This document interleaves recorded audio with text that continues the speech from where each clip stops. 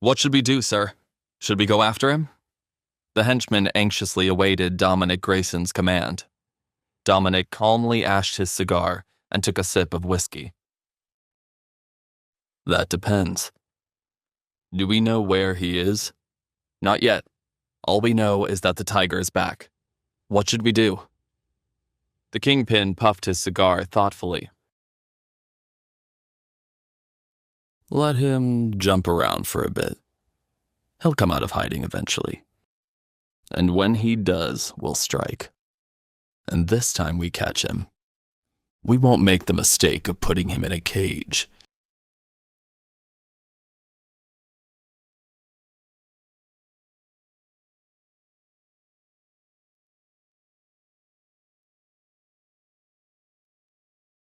I've never seen this many luxury cars like this before in my life, Aiden thought when he arrived at World Motors.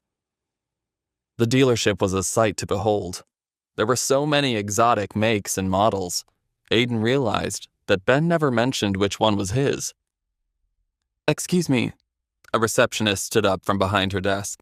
Are you Aiden Callahan? That's me. Aiden noticed the receptionist eyeing him up and down, snickering at his drab clothes. Well, you're certainly not dressed the way I thought you'd be. Before Aiden could reply, the manager of the dealership emerged from his office.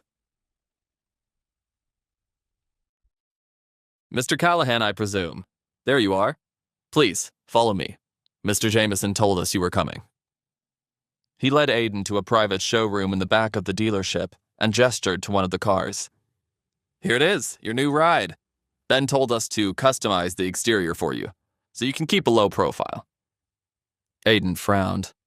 He knew the car had to be expensive, but the outside left something to be desired. What a piece of junk. It's got dents and scuff marks all over it, and it desperately needs a new coat of paint. Before Aiden could express his disdain, the manager disappeared. I'll go get the paperwork ready, he said on his way out, leaving Aiden alone in the showroom. Or so he thought, until out of the corner of his eye, he noticed a beautiful young woman with auburn hair staring at him. Wait, isn't that one of Ava's friends? Aiden wondered. The young woman tossed her hair. Don't I know you from somewhere? We met at Cyrus's party, right? Aiden nodded. You're friends with Ava? Yeah, I'm Charlotte. Nice to meet you. I mean, again. Aiden chuckled. Charlotte smirked. Ava told me you were a delivery boy. How can you afford this car? Quick, make up an excuse, Aiden told himself. She can't find out who you really are. It's a work car. I got a new job, actually. That's why I'm here. Charlotte nodded. Well, since we're both here, let's take a picture for Ava. She'll be thrilled to find out you got a car, even if it's not really yours. She held up her phone to take a selfie. Aiden stepped out of frame. Maybe we should just keep this between us for now. Charlotte rolled her eyes. You're a bit weird. You know that? Sorry, I didn't mean to be rude. She smiled. That's okay. I won't take it personally. Well, it seems like we're both waiting for paperwork.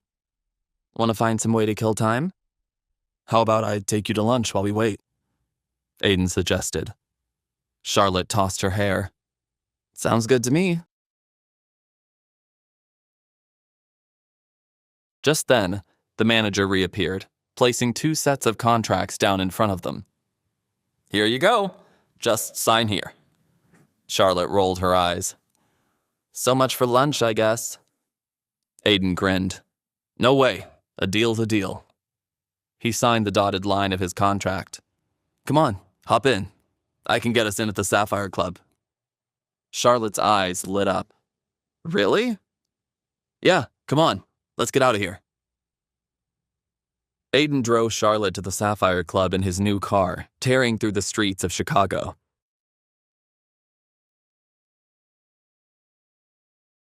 It was surprisingly powerful. The outside of this car doesn't do it justice, Aiden thought. The interior was state-of-the-art and quite luxurious. He could feel Charlotte's eyes on him as she rolled her window down and let her auburn hair blow in the wind. Why is she staring at me? Aiden wondered. She's more interested in me than my own fiancé. Before he could dwell on it further, Aiden pulled up to the valet outside of the Sapphire Club. As he handed the valet his keys, Aiden's phone began to ring. "Sorry, I have to take this," he told Charlotte. "Hello?" "Aiden, it's me, Cyrus. I just saw you pull up. Come upstairs." "Okay, I'll be right there." Aiden hung up the phone and turned to Charlotte. "Why don't you go get us a table? Just tell them you're with me and they'll seat you. I've got to take care of some business." Charlotte seemed impressed. "Sounds good to me." Aiden headed upstairs to Cyrus's office. "What's up?" he asked Cyrus as he let himself in. Cyrus spun around in a large leather armchair, smiling. "Who's that girl you're with? Is that your fiancé?" "No, it's her friend, actually. We're just grabbing a quick lunch." Cyrus smiled. "Well, I'm glad you're here. I wanted to give you something." He opened his desk drawer and pulled out a credit card made of black metal, handing it to Aiden. "This is the Tiger Group VIP card. It's yours now." Aiden looked at the card, holding it up to a small lamp on Cyrus's desk. Underneath the light, the faint silhouette of a tiger appeared. "If you ever have a problem getting a table or a bouncer gives you trouble again, just show them this card. Frankly, you'd be surprised at the places you can get into with this bad boy in your pocket." "Thanks, Cyrus. I'm sure this will come in handy." He slid the card into his wallet. "Anything else?" "Not at the moment. Go enjoy your date." "She's not my date," Aiden protested. "Okay, whatever you say," Cyrus chuckled to himself. Aiden found Charlotte at a discreet booth in the corner of the club. "What took you so long?" she asked. "Sorry, my boss called me up to his office. He owns the club." "You work for Cyrus?" Charlotte leaned back in her chair, impressed. Aiden furrowed his brow. "You know Cyrus Shaw?" "Yes, everybody does." "You're just full of secrets, aren't you? Hiding anything else from me?" She smirked flirtatiously. "Now why would I want to hide anything from you?" Aiden flirted right back. Suddenly, a man approached their table. Despite the fact that it was only midday, he was already drunk off his ass. He leered at Charlotte. "Hey, gorgeous. Can I buy you a drink?" Charlotte scoffed. "No thanks, I'm good." "Hey, come on, lighten up. How about a smile?" The man slurred. Charlotte's face grew flush. "I said no. Keep it moving." "I don't take no for an answer, baby." The man leaned in as if he was about to kiss her. Aiden stood up. "The lady said no. Now how about you go back to your table and nobody gets hurt, okay?" The drunken man scoffed. "Yeah, right. What's a scrawny guy like you gonna do about it? You probably can't even afford to pay for her lunch." He shoved Aiden, and without a second thought, Aiden landed a punch square on the man's jaw.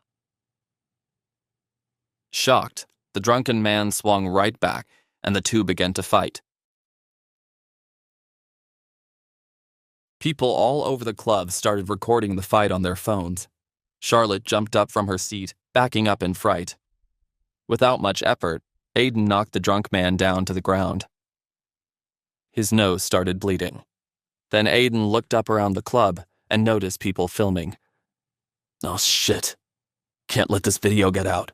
It won't look good for me. Come on, Charlotte. Let's get out of here." Charlotte started to grab her bag and follow Aiden when the club manager approached him. "Just where do you think you're going? You come in here, attack our clientele, and now you think you can just leave? I'm calling security." Charlotte stepped forward. "Wait, you don't understand. He was only trying to defend me. This creep came up to me and wouldn't leave me alone." The club manager crossed his arms. "It doesn't matter. You still threw the first punch, and now we're going to have to get the police involved." Aiden suddenly remembered the gift Cyrus had given him. Actually, I don't think the police will be necessary. He whipped out his wallet, flashing the Tiger Group card at the manager. The insignia of the tiger shimmered under the club lights. The manager's jaw dropped. Oh, I see. My apologies, sir. I didn't realize. The manager looked terrified and stammered over his words. You're right. There's no need to get the police involved. We'll escort this man off the premises. Aiden smiled. Good. See that you take out the trash. The manager snapped his fingers, and 2 bouncers dragged the drunk man out to the street. When they got to his car, Charlotte turned to Aiden, a mysterious look in her eye. What just happened back there? How did you get that guy to leave us alone? Aiden thought carefully to himself.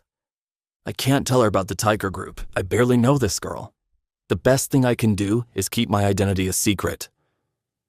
I work for Cyrus now, remember? Aiden smiled at her. Let's just find some other place to have lunch. I'm still hungry, and I'm sure you are too. Charlotte looked dissatisfied with his answer, but decided not to push the matter further. Okay. How about that place over there? Looks like they have food. Aiden looked where Charlotte was pointing. Club Kane?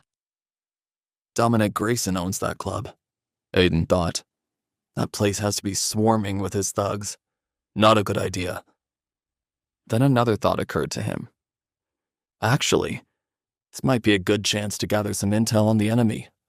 If I'm going to take Dominic out, I'm going to need to know his weaknesses. A mischievous smile flashed across his face. Aiden turned to Charlotte. Club Kane it is. Sounds perfect. Will Aiden be able to keep his secret identity from Charlotte? What will he learn about his enemies at Club Kane? And how long can Aiden walk the line between Tiger and Target before someone takes a shot? Wait, that's not the end. You've just had a free taste. Now get the full story on the Pocket FM app, link in description. Check out our next video and playlist, and don't forget to like, share, and subscribe.